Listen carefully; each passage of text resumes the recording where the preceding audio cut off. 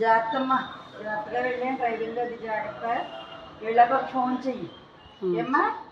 జాగ్రత్త, ఉంటాను. అమ్మని వాళ్ళని అడిగానని చెప్పు.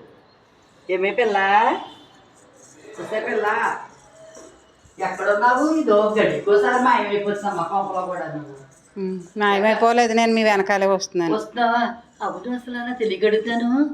ఆయన ఏదైనా అడగవే, మంచినీళ్ళు తాగుతారో ఏం తాగుతారో అంటే నువ్వు ఏంటి ఇంత లిస్ట్ చెప్పావు? ఏమిటో చెప్పు నాకు అసలు. థమ్సప్, కోకోకోలా, మెరిండా, మాజా, ఫ్రూటీ, ఇలా అది ఇంకా మిగిలినవన్నీ పల్పి ఆరెంజ్ కూడా చెప్పాను.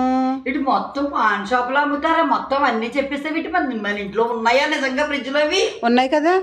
ఎక్కడున్నాయా? నీ మోహన్ తగలాయా? అతను ఏమన్నా అడిగితే కనుక తొలట్టుగా ఎక్కడెట్టుకుంది. నేను అడగవద్దమ్మా నాకని చెప్పి వెళ్ళిపోయాడు. దగ్గు ఐస్ అంటే తాగి ఆడబట్ట. ఫోన్లేండి, అందుకే కదా నేను అన్ని అడిగింది. అది అసలు అడిగితే ఏమిద్దు క్యాంటైమ్ అంటాడు. ఏమిస్తా? అందులో ఉన్న వాటర్ తీసుకొచ్చిస్తాను. ఈ బాటిల్స్ అన్ని నేను పెట్టావు అందులోను? అవును, మరి అదే మన ఇంట్లో అన్ని రకాల కూల్ డ్రింక్స్ ఉన్నాయి, అన్ని బాటిల్స్ మనం తాగేసాం. కాకపోతే నీళ్ళు ఉన్నాయి అందులోను, అవి ఇచ్చేద్దు. ఏమే రాగి బాటిల్స్, స్టీల్ బాటిల్స్ తీసానా? పిచ్చి బాటిల్స్ తో తాగకూడదర్రా, ఇవి తాగండి అని. నేను చూడకుండా ఎప్పుడు నింపేస్తా ఫ్రిడ్జ్ అంతా అని ఎడతాడి. మొత్తం చాలా బోల్డెన్ సార్లు అన్నీ ఉన్నాయి కదా, మరి బాటిల్ సరిపోవట్లేదు. వేసవకాలం నీళ్లు పోసి పెట్టు. డ్రింకులు ఉన్నాయా మన ఇంట్లో? లేవు కాబట్టే కదా నేను పెట్టింది. నేను నీతో వేగలేకపోతున్నానే.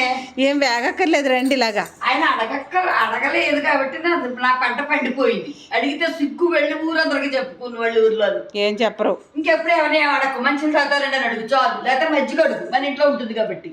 డ్రింకులు